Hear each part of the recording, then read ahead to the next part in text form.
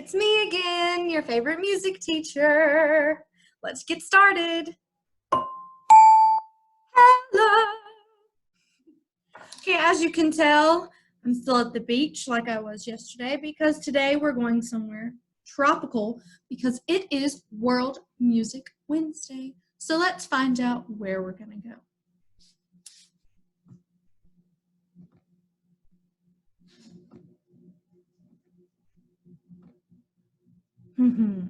We're going to the Caribbean today, which that's where it looks like I am right now. I actually don't know what this background is, but that's what it looks like. So today we're going to the Caribbean and we're going to learn about the music of the Caribbean. First thing is first, where is the Caribbean?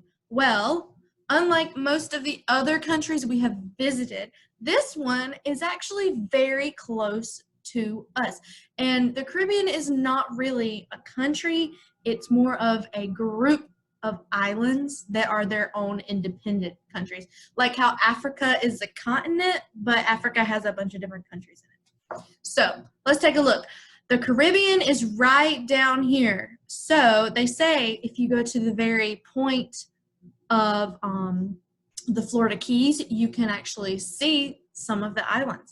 So it's right over here and we live right above it. If we look down here as a more zoomed in look at it, and if you see right here, that is, it says USA. So if you're right there on the Florida Keys, you can probably see Cuba, which is pretty cool.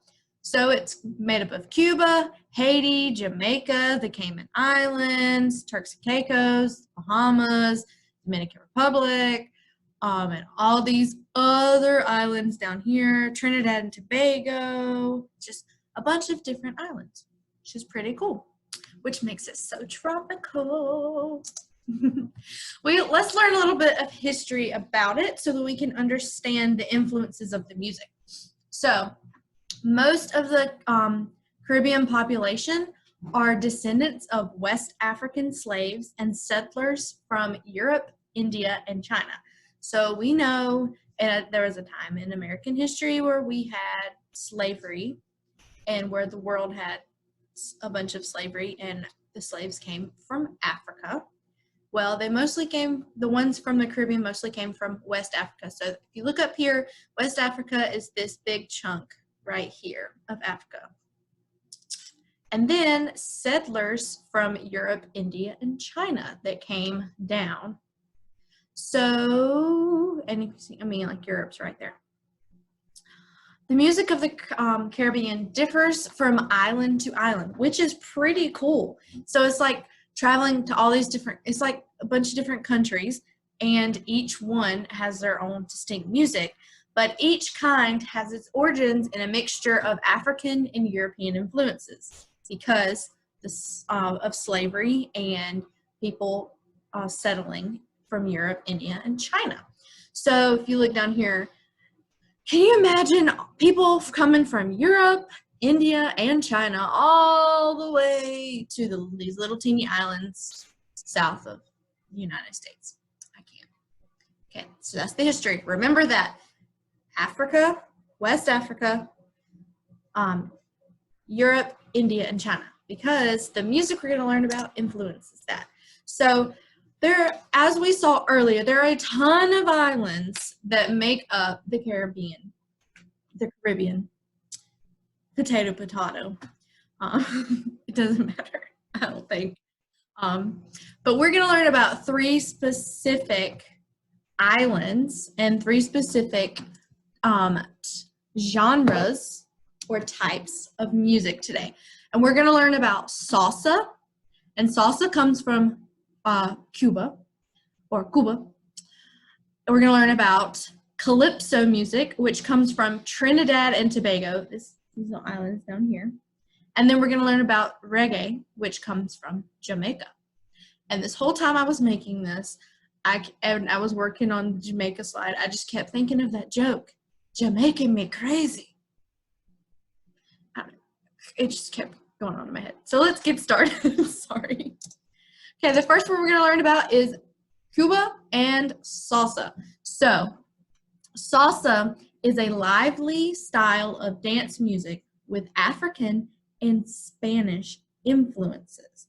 So if you remember, West African slaves came, and then Spanish as in Spain, which is a country in Europe. So we've got our African influence and our European influence. So if you look over here, there's some salsa dancers. Let's learn about some of the music. So the claves, and you should know what claves are because we have used them in class, but here's a picture. Claves play the rhythm.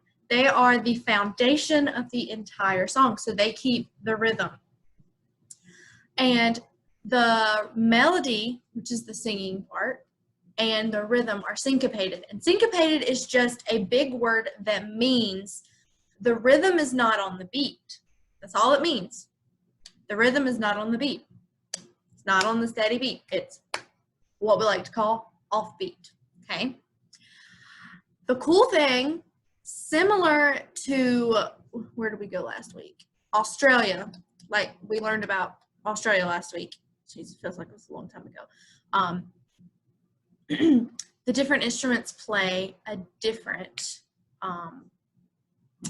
pattern. So this is the same thing with salsa music, is each instrument plays a different rhythm. So you've got all these different rhythms going on. It uses a lot of Latin percussion, such as bongos, congas, timbales, and cowbell. If you look over here, I've got some big bongos for you to look at. Piano is often featured very strongly, and they have a front line that plays a rhythm. Well, they all play a rhythm. It's called the rhythm section, and it has two or five horns in it. So think trumpets. So it's like a whole line of trumpets playing. The singing part is just call and response. So the lead singer will sing something, and then everyone else will just respond to what they do, which is sort of cool.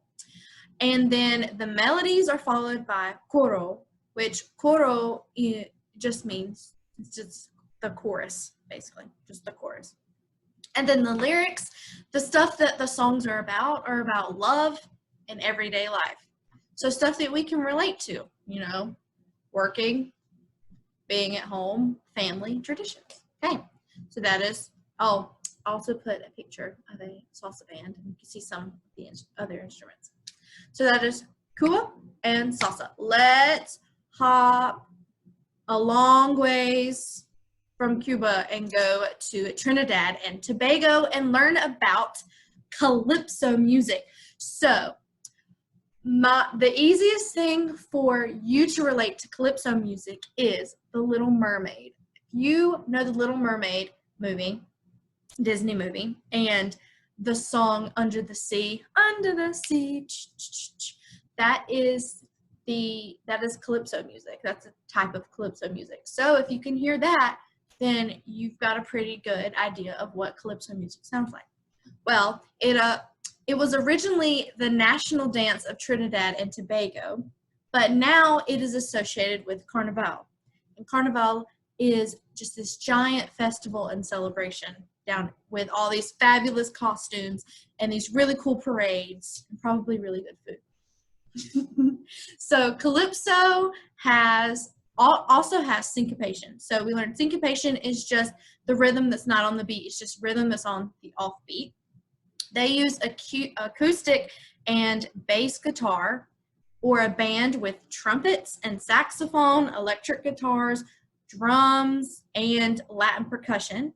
So Latin percussion is talking about, let's see, we go back here, like claves, bongos, congas, timbales, cowbells. It is also call and response. So there's a lead, a person that's in charge, like the teacher, they will do something, and then everyone else will answer that. It's also verse and chorus. So there's a verse and then there's a chorus. There's a verse and then there's a chorus. Just like the songs you listen to on the radio nowadays. And then what they sing about is usually pretty witty lyrics it's topical, whatever's happening, whatever events are going on, that kind of stuff. Really cool thing that calypso music has is steel band or pan music, and our high school has a steel pan band. So these instruments were originally made out of oil drums, which is what gives them their unique sound. The lead drum is known as ping pongs, which is really cool, ping pong. But there's all these other different sizes, and there's an alto, a guitar, a cello, a bass, and the basses are called booms. These are really cool names. So we've got the lead ones are the ping pongs, and then we've got the bass ones, they're booms. Then there is a rhythm section that is not made up of the steel drums. It is made up of percussion instruments such as tambourines and maracas. Then to get that really cool sound, the mallets that they use are sticks the ends are padded with rubber bands, so you could make some at home if you wanted to. And then of course there's more syncopation, so there's rhythm that's not on the beat, it's on the offbeat, and then everything else is pretty simple. It's pretty cool. Trinidad and Tobago calypso music. If you look down here, there's really cool. There's a band down here playing. So I like this guy's headdress. I think it's pretty cool. Okay, so let's hop back up and go to Jamaica. So we're going to go to Jamaica and reggae music. So reggae music is a much slower form of music. It's really flowy and easy. And it didn't start until the 1960s. That's when it emerged. And in reggae music, they use a lot of instruments that you would see like in a rock band. So if you look down here at this concert, you probably notice a lot of these probably know a lot of these instruments like electric guitar, keyboards, drums, bass drums. There's amps, so you get the loud sound. So they use electric guitars, they use drums, they amplify their bass guitars. So you gotta move this one. So they always have a 4-beat rhythm. So when we're talking about rhythm, I usually tell you guys, I need 4 beats of rhythm. So they have, all of their songs have 4 beats of rhythm. They do 4-beat patterns, but they emphasize the beats that are missing. So if like the 3rd beat is missing, there would be this really big emphasis on it. They also use repeated offbeat patterns. So that's another way of saying they use syncopation, rhythm that's not on the beat.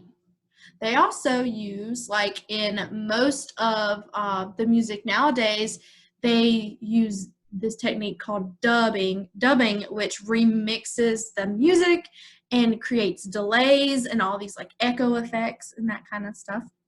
And then they use verse and chorus form, just like the music you listen to nowadays, verse, chorus, and of course the chorus is always the same and it's just repeated. And then the stuff that they like to, reggae music, the topic that they sing about when they're doing it is usually political stuff.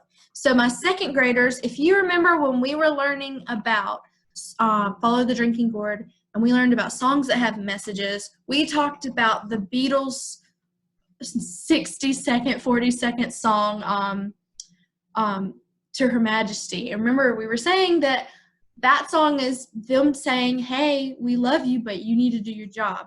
So that's a political song because she is part of their government. So a lot of they use their music to get their feelings out about what is happening in the world. That's what reggae music does.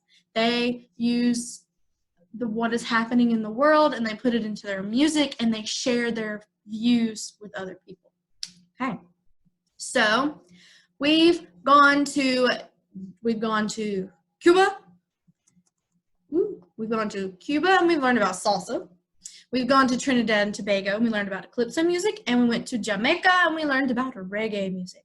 So there are a ton of other types of genres that are in the Caribbean. These are just the big ones I wanted to highlight because, you know, all of those islands make up the Caribbean. But we're not done yet. I found this really cool website, and go back up here. It is an interactive still pan. So I'm going to put the link for this below my video, and you can go check this out. It's really cool. Just you can play and make some really cool sounds. I think if you have if you have a touch screen, like if you're doing this on a tablet or an iPad, you can play both of them at the same time because there's two. I can't do that because I'm on a laptop. So I can only play one. But if you had two, you could play two, which would be pretty cool. Okie dokie. That's all I've got for you today. Thank you for traveling to the beautiful tropical islands with me, escaping the sort of chilly, rainy mountains that we've been in and getting out of the house and going somewhere. I will see you guys tomorrow. Bye.